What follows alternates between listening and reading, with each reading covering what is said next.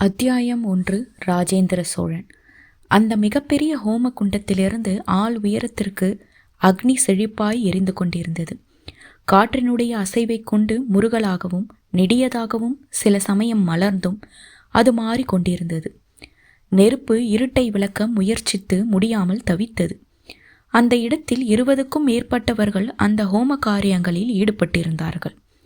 ஹோமகுண்டத்தில் 4 பக்கமும் நின்றவர்கள் உள்ளங்கை நிறைய அரிசி சோறு எடுத்து அதில் நெய் ஊற்றி உயர தூக்கி பிடித்தார்கள். யந்திரங்கள் ஜபித்தார்கள். நெய் மிகுந்த அந்த அன்னத்தை அக்னிக்கு சமர்ப்பித்தார்கள். ஏ அக்னியே, நீ 4 கொம்புகளை உடையவன், 4 தலைகள் உடையவன், 4 நாக்குகள் உடையவன். உன்னை நான் நமஸ்கரிக்கிறேன். உன்னுடைய சக்தியை உணர்ந்து என்னுடைய தூதுவனாக இருக்கும்படி உன்னை கேட்டுக்கொள்கிறேன். அதற்கு நீயே எல்லா யோக்கியதையும் உடையவன். நான் கர்த்தா, நீ ஹோகதா. இந்த அவிசை தயவு செய்து தேவர்களிடம் சமர்ப்பித்துவிடு.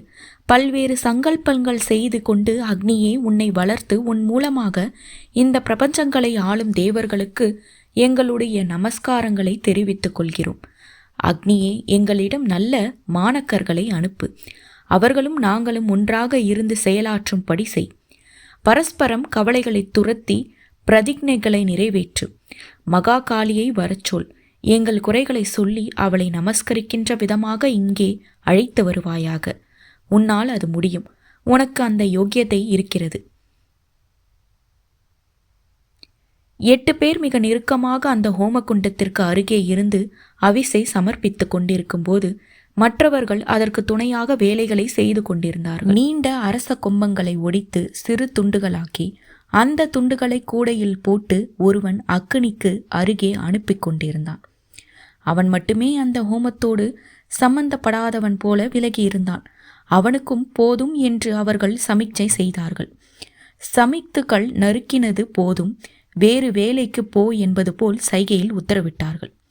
பெரிய பானைகள் எடுத்துக்கொண்டு அந்த இருட்டில் கிடைத்த வெளிச்சத்தினுடனே பாதை தேடி கண்டுபிடித்து ஆற்றோரும் நோக்கி அவன் போனான். நீர் மொண்டு வந்து ஹோமத்துக்கு அருகே வைத்து கொண்டான். அங்குள்ளவர்கள் சப்தம் இடாமல் உட்கார்ந்து ஜபம் செய்ய துவங்கினார்கள். 4 பேர் அதே ஜபத்தை முணுமுணுப்பாய் சொல்லி 4 விதமான திரவியங்களை அக்னியில் சமர்ப்பித்தார்கள். இந்த முறை பூஜை இன்னும் வெறியோடு நடக்கிறது. பூஜைகளில் நேரடியாக பங்கு பெறாமல் உதவிகள் செய்த இருவர் அருகருகே உட்கார்ந்து கொண்டு மெல்லிய குரலில் பேச துவங்கினார்கள். ஆமாம், இதற்கு பிறகு இந்த இடத்தில் இருப்பது அர்த்தமில்லை. அந்த தேசத்தில் வாழ்வதற்கு எந்தவித விருப்பமும் இல்லை. இந்த ஹோமத்தோடு ஊரை விட்டு கிளம்பிட வேண்டியதுதான். சோழ தேசத்தை ஊடறுத்து நடுநாட்டிற்கு, பிறகு தொண்டை நாட்டிற்கு, தொண்டை மண்டலத்தில் திருவொற்றியூர் வழியாக கீழை சாளுக்கியம் போய் அங்கே இருந்து வடக்கே போய்விட வேண்டும். வடக்கே போய் இதே வித்தையை இன்னும் நன்றாக கற்று மறுபடியும் இந்த பக்கம் வர வேண்டும். வயது முடிந்து மரணம் அடையும் நேரத்தில் இதே இடத்தில் இதே விதமாக ஹோமம் செய்து இந்த இடத்திலேயே பிராண அத்தி செய்து கொள்ள வேண்டும். ஆமாம், வேறு என்ன வழி இருக்கிறது? நமக்கு இந்த ஹோமத்தை விட்டால் வேறு என்ன கதி? நம்மால் இதை தவிர வேறு என்ன செய்ய முடியும் என்று அடுத்தவர் பேச அந்த குரலில் மெல்லியதாய் அலுப்பும் கொஞ்சம் கோபமும் தெரிந்தன. 2 பேரும் மௌனமாய் தகதகத்து எரியும் அக்னியை பார்த்து கொண்டிருந்தார்கள். இருளும் ஒளியும் மாறி மாறி அவர்கள் முகத்தில் மோதின. ஆனால் இன்று 2ஆமவர் முதல்வரை நோக்கி மெல்ல திரும்பினார். என்ன சொல்ல வருகிறீர்கள் என்று தெரிகிறது. இந்த ஹோமத்தை நம்பியா நாம் இறங்கியிருக்கிறோம்? இதுவா நம்மை ஒப்பேற்றும் நம்முடைய காரியங்களை முடித்து கொடுக்குமா என்று சந்தேகம் வகிக்கிறது இல்லையா? ஆனால் எவ்வளவு கூர்மையாக உண்மையாக ஈடுபட்டாலும் அடிமனதில் ஒரு அரிப்பாக அந்த சந்தேகம் இருக்கத்தான் செய்கிறது. நமக்கு வேறு வழி இல்லையா? எத்தனை நாள் இந்த ஹோமம்? எங்கெல்லாம் இந்த ஹோமம்? இதை தாண்டி யார் நமக்கு தலைமை ஏற்பார்கள்? யாரால் நமக்கு விடிமோட்சம் கிடைக்கப் போகிறது என்கிற துக்கமும் ஏக்கமும் நெஞ்சை பிளக்கின்றன. அது சரி, சோழ தேசத்தை பூண்டோடு அழிக்க வேண்டும் என்ற பிரதிஜை எளிமையானதா? சோழமும் நாமும் கொன்றி குழாவி நட்பு என்ற பெயரில் ஒருவரை ஒருவர் ஏமாற்றி கொண்டிருந்தோம். அவர்கள் நம்மை கலைத்துவிட்டு உறுதியாக வளர்ந்து விட்டார்கள். இடையே சேரனை நம்பி மோசம் போனோம். சிங்களனவனை நம்பி உதை வாங்கினோம். கடைசி முயற்சி என்று பலமுறை முயன்றுவிட்டு மொத்த மதுரையும் இன்று சுடுகாடாக இருக்கிறது. பாண்டிய தேசத்து சரித்திரத்தில் இதைவிட ஒரு மோசமான காலம் இருந்ததில்லை என்று தோன்றுகிறது. சங்கம் வளர்த்த மதுரை, கடவுள் திருவிளையாடல் செய்த மதுரை இன்று குப்பை மேடாக காட்சியளிக்கிறது. இடிபடாத வீடு இல்லை, எரியாத மாளிகை இல்லை. கோவில்களை தவிர, மடங்களை தவிர மற்ற எல்லாவற்றையும் இடித்து தரை சாய்த்து விட்டான். ஜனங்கள் மரத்தடியிலும் இருந்த இடத்திலும் தூங்குகிறார்கள். எல்லோர் முகத்திலும் மரணக்கலைதான் இருக்கிறது. இப்படிப்பட்ட நிலையில் உள்ள நமக்கு ஆயுதம் ஏந்தியா போராட முடியும்? என்று ஒன்று திரள்வது, எங்கே ஒன்று திரள்வது? எதுவும் முடியாது என்றுதான் இந்த இடத்திற்கு வந்துவிட்டோம். இது கடைசி முயற்சி அல்ல, இதுதான் முதல் முயற்சி. வேறு வகையான போர். இந்த இடத்தில் வேறு வகையான வாழ்க்கை வாழ வேண்டும் என்று நாம் தீர்மானித்து இருக்கிறோம். அதுதான் நடைபெறுமா என்று சொல்கிறேன். ஏன் நடைபெறாது? நிச்சயம் நடைபெறும். சோழ தேசத்தின் வெற்றிக்கு என்ன காரணம் என்று நினைக்கிறீர்கள்? அவர்களுடையது சைவ சித்தாந்தம். கபாலிகமும் காலாமுகமும் அவர்களுக்கு கொடுத்த வீரம். மரணம் பற்றி சிறிதளவும் பயப்படாது வெறியோடு தாக்குகின்ற வீரர்கள். முதலாம் அவர் தொடர்ந்து பேசினார். இறந்து போவது சுகமான ஒரு விஷயம். வீர சொர்க்கம் நிச்சயம் உண்டு என்று வீரர்களுக்கு கல்லோடு சொல்லி போதையேற்றி விடுகிறார்கள். வாழ்க்கையை விட சாவு மிக முக்கியமானது என்ற அர்த்தத்தில் அவர்களை வளர்த்து விட்டார்கள். எனவே ஒவ்வொரு சோழ வீரனும் தாக்குகின்ற பொழுது அது மிருகத் தாக்குதலாக முடிகிறது. அப்பன் போன வழியே பிள்ளையும் போகியிருக்கிறான். அப்பன் போனபடியே அவனும் அதே காரணத்தை செய்திருக்கிறான். 32 வருடங்களுக்கு முன்பு ராஜராஜ சோழன் காந்தலூர் சாலையை களமறுத்திருக்கிறான் போல ராஜேந்திர சோழனும் உள்ளூர்க்குள் நுழைந்து தாக்கியிருக்கிறான். காந்தலூர் போக வேறு வழியே இல்லையா? நேராக மதுரையை முட்டி சூறையாடி தீக்கிரைக்காக்கி விட்டு அங்கிருந்து மலையேறி கேரளத்துக்குள் நுழைந்திருக்கிறான். வடபக்கத்து கணவாய்கள் வழியாக ஒரு பெரும் படை வந்திருக்கிறது. நாஞ்சில் நாட்டு வழியாக இன்னொரு படை நகர்த்திருக்கிறது. ஆக 3 படைகளும் 2ஆம் முறையாக காந்தலூர் சாலையை குறிவைத்து இழுத்து பிடித்து தோய்த்து இப்பொழுது ஒரு மூங்கில் கூட அந்த இடத்தில் நிற்க ஒட்டாது சாய்த்து விட்டார்கள். இனி வலிய சாலை என்கிற அந்த கல்லூரி இல்லை. போர் பயிற்சி தருகின்ற பாடசாலை இல்லை. சிதற அடித்து விட்டார்கள். வலிவுமிக்க சேரனே காணாது போனான். நம்முடைய ஆட்கள் எப்படி தாங்குவார்கள்? திகைத்து போய் நிற்கிறார்கள். நம்மோடு இழுத்து கொண்டிருந்த சிங்களவன் எனக்கு ஒன்றும் தெரியாது என்று ஒதுங்கிக் கொள்கிறான். நிற்கதியாக நிற்கிறோம். நமக்கு தெய்வத்தை விட வேறு யார் துணையாக இருக்க முடியும்? நான் நிற்கதியாக நிற்கிறோம் என்று புரிகிறது. ஆனால் இந்த ஹோமம் சோழனை சாய்க்கும். இதுவா சிதறடிக்கும்? உடனே செய்யாது, மெல்ல மெல்ல செய்யும். இப்பொழுது விதை ஊன்றினால் பிறகு மெல்ல மரம் முளைக்கும். இதோ இந்த ஆலமரம் நூற்றுக்கணக்கான விழுதுகளை விட்டிருக்கிறது. நூற்றுக்கணக்கான விழுதுகள் பூமியில் பதிந்திருக்கின்றன. எது அடிமரம் என்று தெரியவே இல்லை. ஒருவேளை அடிமரம் இற்றுப்போய் விட்டதா என்னமோ. ஆனால் விழுதுகள் உறுதியாக நிற்கின்றன. எப்போது நட்டது, யார் நட்டது, யார் யாரையெல்லாம் இது பார்த்திருக்கும் என்று தெரியாது. இதன் வயதென்ன என்பது தெரியாது. ஆனால் என்றோ ஒருவன் நட்ட அந்த வித்துதான் இன்று இத்தனை பெரிய விழுதுகள் உள்ள ஆலமரமாக மாறியிருக்கிறது. அதே போல விதை நடப்பட்டிருக்கிறது. சோழ சாம்ராஜ்யம் நிர்மூலமாக வேண்டும். ஆலமரத்துக்கு ஒரு வயது சொல்லலாம். இப்போது விதை நடப்பட்டிருக்கின்ற இந்த விஷயம் என்றைக்கு முழுமையாகும்? 2ஆம் அவர் 1ஆம் அவரை கேட்க 1ஆம் அவர் அமைதியாக இருந்தார். உங்களைத்தான் கேட்கிறேன், என்றைக்கு முழுமையாகும்? நான் பதில் சொன்னால் உன்னால் ஏற்க முடியுமா என்று தெரியவில்லை. ஆனால் உன் கேள்வியினுள் உள்ள ஆதங்கத்தை பொறுத்து இந்த பதிலை சொல்லுகிறேன். 400 வருடங்கள் இன்றிருந்து 400 வருடங்கள் பாண்டிய தேசத்தின் கொடி சோழ சாம்ராஜ்யத்தில் ஊன்றி நடப்படும். என்ன 400 வருடங்கள் ஆகுமா? ஆவலாக கேட்டார். ஆமாம், நிச்சயம் ஆகும். 400 வருடங்கள் கழித்து வெற்றி பெறுவதற்கு இப்போதே பூஜையா? ஆமாம், இது தள்ளி போனால் வெற்றியும் தள்ளி போகும். எதை வைத்துக்கொண்டு இவ்வளவு துல்லியமாக பேசுகிறீர்கள்? சோழர்கள் எங்கிருந்து வந்தார்கள்? கல்லணை கட்டிய சோழன் எத்தனை வருடம் முன்பு இருந்தான்? நடுவே அந்த குலம் என்ன ஆயிற்று? பிறகு மறுபடியும் எப்படி எழுந்தது? பல்லவர்களும் பாண்டியர்களும் ஆட்சி செய்தார்கள். அப்பொழுது சோழ சாம்ராஜ்யம் மங்கியது. பிறகு விஜயபாலன் காலத்தில் மறுபடியும் துவங்கியது. அவருடைய மகன்களும் பேரன்களும் மெல்ல மெல்ல சாம்ராஜ்யத்தை விரிவடைத்து விட்டார்கள். கடைசியாக வந்த ராஜராஜ சோழன் குமரி முனையிலிருந்து வடக்கே திருவேங்கடம் வரை ஆழமாக அகலமாக சோழ சாம்ராஜ்யத்தை நிறுவிவிட்டு போய்விட்டான். இப்பொழுது ராஜேந்திர சோழன் அப்பனுக்கு மிஞ்சிய சூரன். ஓய்வு ஒழிச்சலே இல்லாது போரிடுகிறான். வடக்கே படையெடுத்து வந்தவன் சட்டென்று மேற்கே திரும்புகின்றான். கீழே சாளுக்கியத்திலிருந்து மேலை சாளுக்கியத்திலிருந்து சேர தேசத்துக்கு வருகிறான். மறுபடியும் மேலை சாளுக்கியம் போகிறான். போர் போர் போர் என்று நாலாபுறமும் பறந்து கொண்டிருக்கிறான். அவனுடைய மைந்தர்கள் அவனை விட சூரர்களாய் இருப்பார்கள் போலும். நீங்கள் சொல்லுவது சரி. சமீபமாய் பாண்டிய தேசத்து வெற்றி கண்களுக்கு தென்படவே இல்லை. கவலைப்படாதே. உயர்ந்தது தாழும், தாழ்ந்தது உயரும். இது உலக நியதி. பல்லவர்களை ஜெயித்த விஜயாலய சோழன் முதலில் செய்தது என்ன தெரியுமா? தஞ்சையை தலைநகரமாக மாற்றினான். தஞ்சையில் 8 திக்குகளிலும் 8 விதமான தேவதைகளை நிறுவி எல்லை காலிகளாக நியமித்தான். சாக்த உபாசகம், சக்தி வழிபாடு கிழக்கே இருந்துதான் தஞ்சைக்கு ஆபத்து வரும் என்று தெல்ல தெளிவாக கருதி நிசும்பசூதனியை கிழக்கே வைத்திருக்கிறான். நிசும்பசூதனி கோர வடிவம், தூமாவதி என்ற தேவதையின் இன்னொரு முகம். மண்டைவோடு கோரை பற்கள், வற்றிய முளை, எலும்பு கூடான மார்பு, குச்சி குச்சியான கைகளும் கால்களும், ஆனால் 8 அடி உயரம். சூலத்தால் காலிலுள்ள மனிதனை குத்தி கொன்றியபடி இருப்பாள். கிழவி, அகோரி, ஆனாலும் மிகுந்த வலிமையுடையவள். தெற்கே மதுரை பக்கம் வீர கௌரியை ஸ்தாபித்திருக்கிறார். தேசத்தை அழிப்பது வேலையல்ல, முடமாக்கி போடுவது. முடமாக்கி போட்டுவிட்டான். விஜயாலயன் அன்று வைத்த இந்த தேவதைகள்தான் இன்று அவர்களுக்கு துணையாக இருக்கின்றன. அதே சாக்த உபாசகம் இப்பொழுது இங்கே நடைபெறுகிறது. நாம் பல்வேறு தேவதைகளை வரவேற்க இங்கு அக்னியை வளர்த்து நமஸ்கரித்து அக்னியை கொண்டாடி அக்னியின் மூலம் எல்லாவிதமான தேவதைகளையும் தஞ்சையை நோக்கி போகும்படி வேண்டிக் கொள்ளப் போகிறோம். சைவத்தினுடைய வலிவு குறைத்து வைஷ்ணவத்தினுடைய பொலிவு குறைந்து முழுக்க சாக்தம் பரவ வேண்டும். சாக்தம் வளர வளர சோழ தேசம் அழியும். இது என்ன பேச்சு, என்ன கணக்கு? எனக்கு புரியவில்லை. சைவத்திற்கும் சோழத்திற்கும் சாத்தத்திற்கும் தோல்விக்கும் என்ன சம்பந்தம்? உங்களிடமெல்லாம் பெரிய குறை இருக்கிறது. நின்று ஏப்பமிடுவது போல, உண்ட பிறகு வயிறு உடனே சப்தம் எழுப்புவது போல, முன்னும் பின்னும் காற்று பிரிவது போல உங்களுக்கு உடனே பலன் கிடைத்தாக வேண்டும். உடனடியாக பலன் எல்லாம் காற்று பிரிவது போலத்தான் இருக்கும்.